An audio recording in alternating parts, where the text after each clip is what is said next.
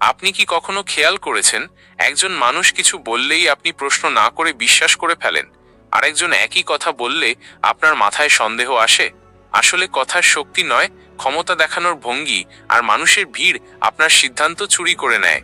আজ আপনি জানবেন সেই ভয়ঙ্কর কৌশল, অথরিটি পোশ্চার এবং social proof priming. Authority posture মানে হলো নিজেকে এমনভাবে উপস্থাপন করা যেন আপনি বিশেষজ্ঞ।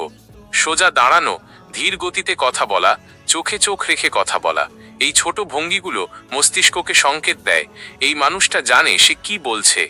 মানুষ অবচেতনভাবে কর্তৃত্ব মানে নিরাপত্তা ভাবে, আর সেখানেই তারা চিন্তা করা বন্ধ করে দেয়।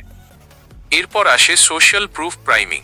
যখন আপনি বলেন 90% মানুষ এটা করে, এক্সপার্টরা সবাই এটা মানে, বা এই পদ্ধতিতে হাজারো মানুষ সফল, আপনি আসলে মানুষের মনে ভয়ের বীজ বপন করছেন।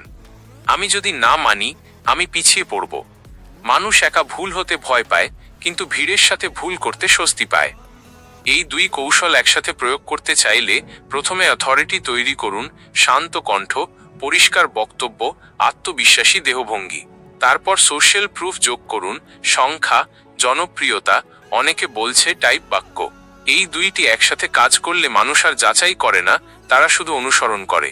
মনে রাখবেন, সবাই যাকে বিশ্বাস করছে সে সবসময় ঠিক হয় না, আর যে সবচেয়ে আত্মবিশ্বাসী সে সবসময় সবচেয়ে সৎ নয়। এই কৌশল শিখুন রক্ষা পাওয়ার জন্য, কারণ যে বুঝতে পারে না সে শুধু দর্শক না, সে শিকার।